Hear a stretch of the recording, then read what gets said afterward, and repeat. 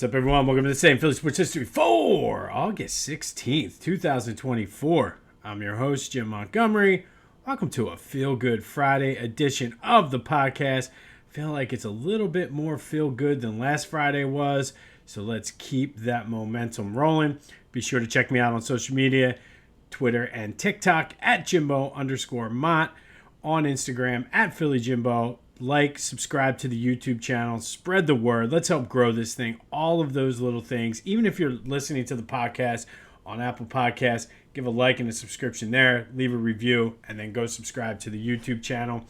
We're slowly inching our way toward the 2-year anniversary of this podcast, which blows my mind, the fact that we're actually still growing and getting listeners and subscribers and all that other good stuff. So thank you for all your support. I'm trying to figure out, we might be doing something special for the 2-year anniversary, so stay tuned for that. Again, the best way to stay in the loop is subscribe to the YouTube channel and like it. I don't even go to my day job every day for 2 years, so must mean I really like you guys. Anyway, thank you for all your support. Be sure to spread the word, like I said, and subscribe to the YouTube channel. Follow me on social media. Slowly upping that Twitter account too, so let's keep that going as well. But let's get into the Phillies. And I'm cautious to say this because it is the Washington Nationals, but I saw something different out of that team. I think I'm willing to say they're back. There was an energy and an aura about that team that really started after Schwarber's grand slam the other night.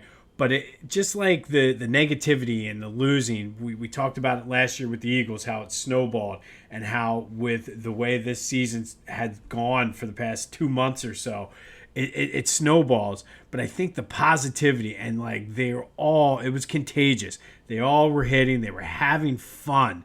And I think that is the key. It didn't look like they were having much fun there for a long stretch of the season there in July and August. Well, I guess the end of June and into July and even into the beginning parts of August. Didn't look like they were having fun. They were having an absolute blast last night. And it showed on the field. 13-3. Zach Wheeler did Zach Wheeler things. I think he struggled there in his later innings. Not so much because he's off or he had just a bad outing. I think because he had so much time in between innings because they batted around twice. Just a fun game. Shout out to Weston Wilson, 10th time a Phillies player has hit for the cycle. He's joined Lave Cross, Sam Thompson, Cy Williams, Chuck Klein, who did it twice, Johnny Callison, Greg Jeffries. Always forget we had Greg Jeffries. David Bell and JT, who did it last year as the only Phillies to ever hit for the cycle. A lot of fun, and the announcers were all into it. And I don't know about you, I actually kind of enjoy when they do silly things like that. And the fact that they had them all sitting out in the stands, I thought it was fun. Kruk is absolute gold. Playing off of Ruben just seems like he's the guy. And I actually like him. I'm probably one of the few that actually enjoys Ruben. But I feel like he's just the guy. If you ever watch The Big Lebowski, he reminds me sort of like when he was with that group yesterday, kind of reminded me of Donnie from The Big Lebowski. He was like trying to put his in. And I was waiting a couple times for Kruk to be like, shut up, Ruben. But I thought it was fun. Let me know what you think about that, though. I like when they do stuff like that. And is Ruben Amaro really Donnie from The Big Lebowski? But back to the Phillies. Like I said, I saw something different about this team. They were hustling. Like that play from Bryce, when he on the ground ball, when he sort of went and started to go back to second and then broke to third after the throw, that's what we need out of him because the players are going to see him do that, and then it's going to spread. So cautiously, I think I'm ready to say the Phillies are back because there was a different energy about that team. And yes, it's the Nationals, but sometimes, I don't know, those are the teams like you needed to get right. Like the teams in the SEC for college football all the time. Like maybe not now that there's 50 teams in the SEC, but they would schedule cupcakes in the middle of their schedule to kind of get things right. And I think the way the schedule works out with the Nationals here for this weekend, and it's alumni weekend, it's going to be a different energy. They can work things out and really get things going because they're going to need it with the Braves, Royals, Astros, and then Braves again coming up. The schedule's going to be tough, but the Braves just, I don't know, they're not the same Braves team either. They lost yesterday. They got beat. I was actually watching some of that game yesterday afternoon. Got spanked by the Giants. So now the Phillies do have a 7-game lead. Let's grow this. Let's take advantage of who's on your schedule and do it. But like I said, the energy is there. And I will say, I'm not going to sit here and tell you that my profanity-laced tirade on Wednesday is what led to this turnaround for the Phillies, because that would be irresponsible, very naive, and just pretty much ridiculous for me to think that me coming on here and cursing basically the entire team out had anything to do with the fact that the Phillies turn it around. On the other side, though, I'm not going to sit here and tell you it did not have an impact on the team, because somewhere, some way, they found out about this. I don't know if Garrett Stubbs listens, and if you're listening, Garrett, how are you? Love you.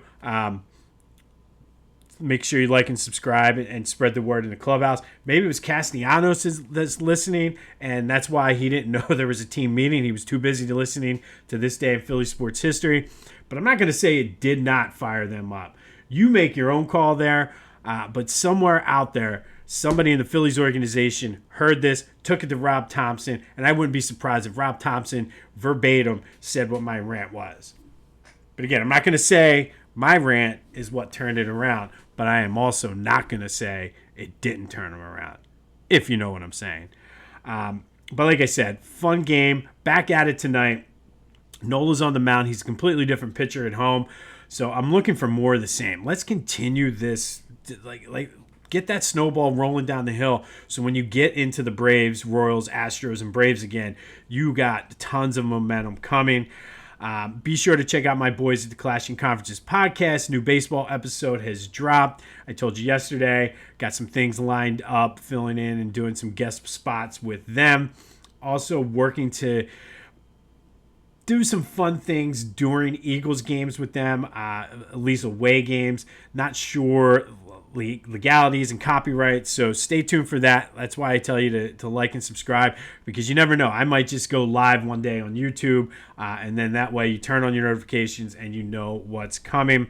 And then go to Philly Goat. I think after last night's game, I'll officially lift the ban on Phillies gear. You can buy Phillies gear again from Philly Goat. They have a ton of good stuff. Get your kids ready for back to school. You can buy hoodies, shirts, long sleeve tees, hats, stickers for the water bottles, all that other good stuff at Philly Goat. Use the promo code Jim Montgomery for 10% off your order. That's phillygoat.com. Promo code Jim Montgomery for 10% off your order. And I did receive confirmation that the Palladium is in fact kid friendly.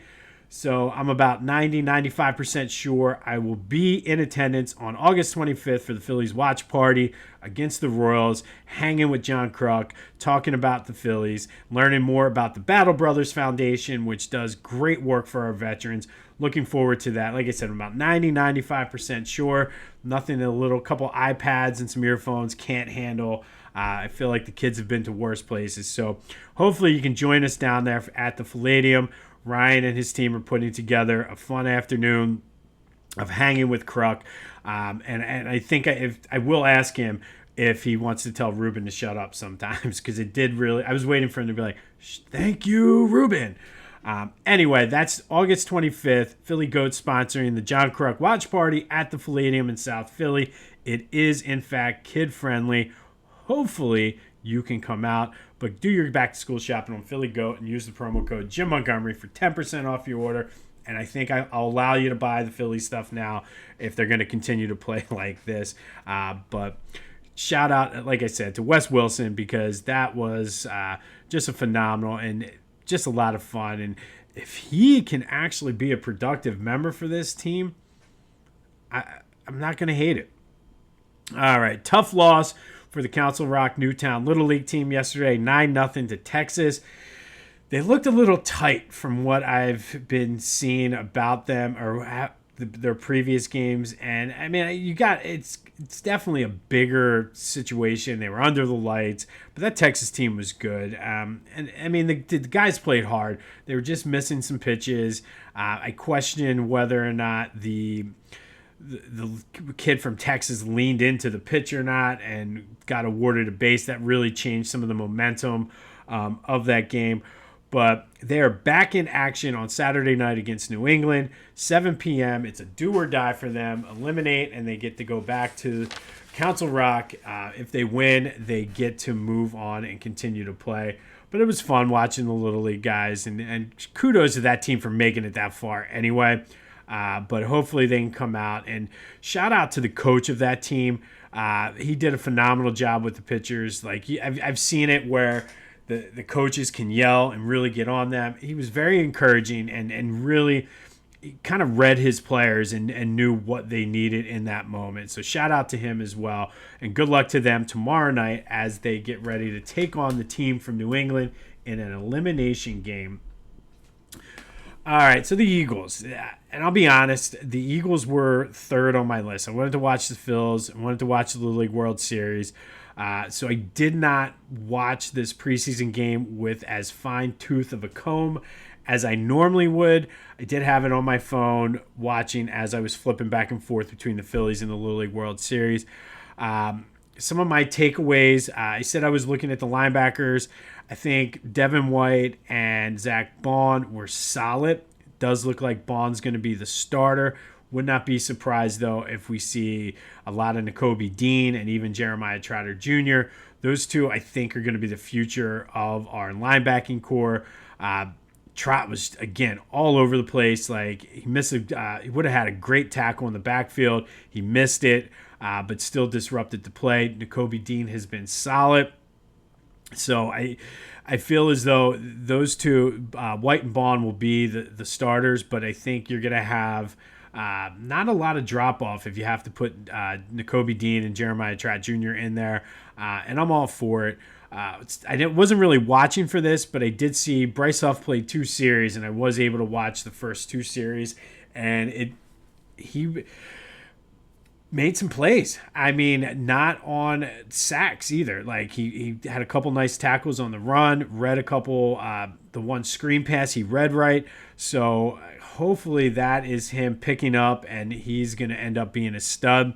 Jalix Hunt, from what I saw late in the game, I was half asleep, falling asleep, near the end of the game. I kind of tried to watch the fourth quarter.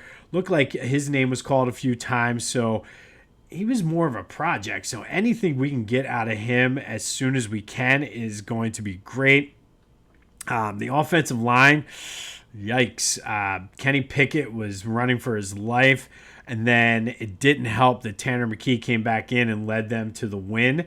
I don't know if they would be willing to make that move and make McKee the backup. I don't know if there's any interest from a team like Minnesota for Kenny Pickett. I mean, Howie's not afraid to make a move like that right before the season. We saw it with Carson. Remember, he was supposed to be on bubble wrap the entire season, and as soon as Teddy Bridgewater went down, Sam Bradford was traded, and I don't know. I mean, it's happened before, but we'll see. And that's something to keep an eye on for this third preseason game on Saturday. Is Tanner McKee going to be our backup quarterback? Let's just hope it doesn't get to that. And then as far as the defensive backs, I think Isaiah Rodgers was solid again. I thought Keely Ringo played well. Quinyon Mitchell was okay. James Bradbury got burnt at safety, bit on a play action. So I don't know if that is a concern for this team. The fact that C.J. Gardner-Johnson was not playing may have played a role into that, but I would not be surprised if Howie is scouring and his antenna are up and trying to figure out what to do.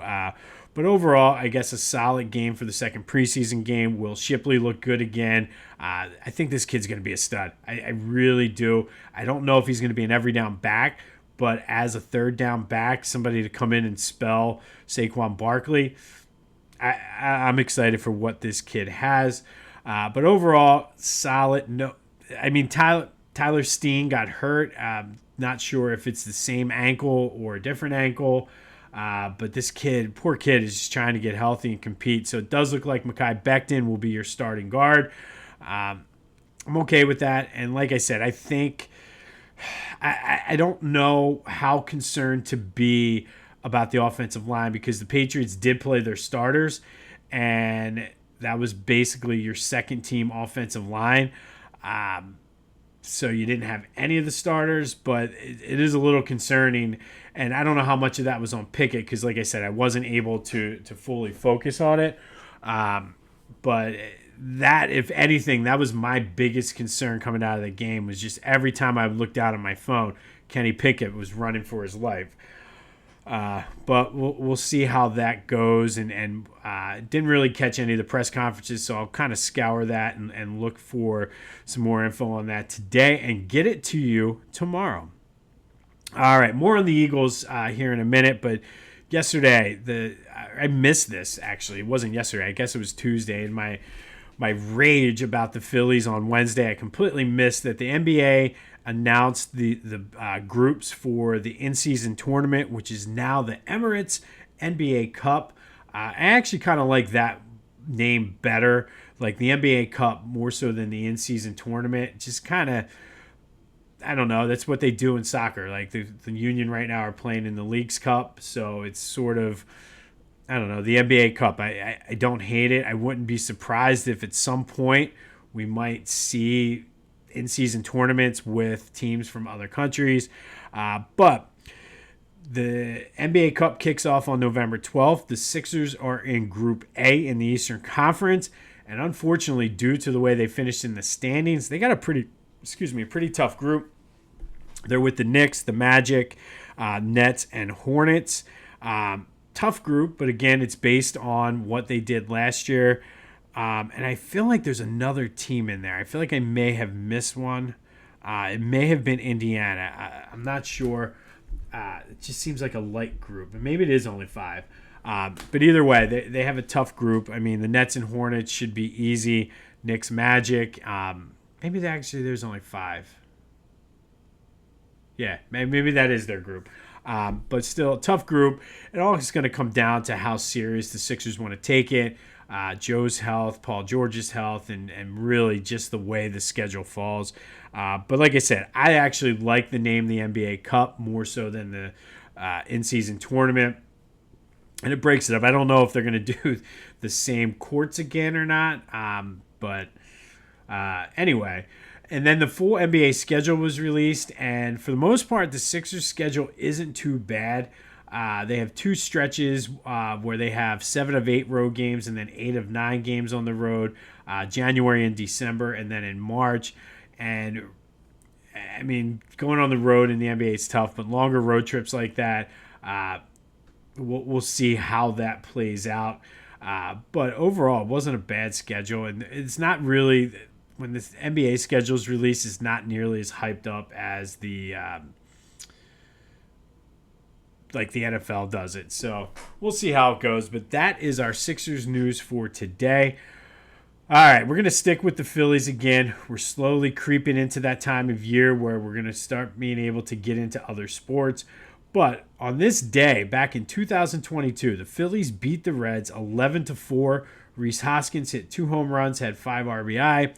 Darrick Hall, Nick Castellanos, and Garrett Stubbs. See, he was probably listening to us back then, too. Garrett Stubbs homered. Kyle Gibson was the winning pitcher on the mound that day, and it was the 10,000th win in Phillies team history. We all know how widely publicized it was when the Phillies became the first North American team to lose 10,000 games in 2007. They're the 6th oldest team in Major League Baseball, and they were the 9th team to win 10,000. And you can do the math there. That's not good. There's a lot of lean years there for the Phillies.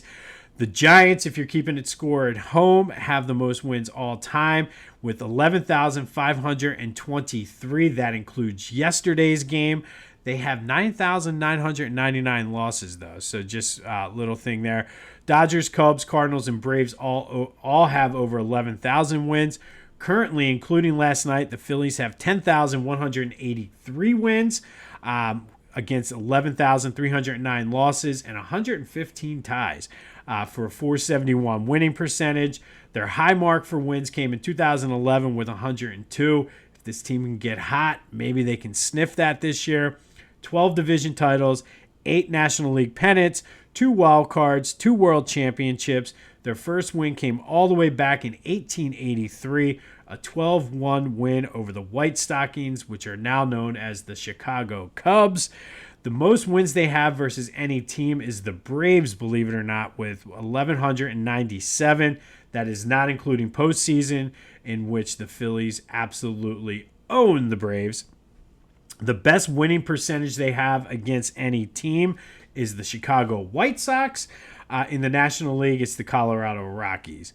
But on this day, back in 2022, the Phillies won their 10,000th game by beating the Cincinnati Reds out at Great American Ballpark 11-4. Rhys Hoskins with 2 homers, Darrick Hall, Nick Castellanos, and Stubby himself, who is an avid listener, or at least I hope he is, of this day in Philly sports history, also hit a home run.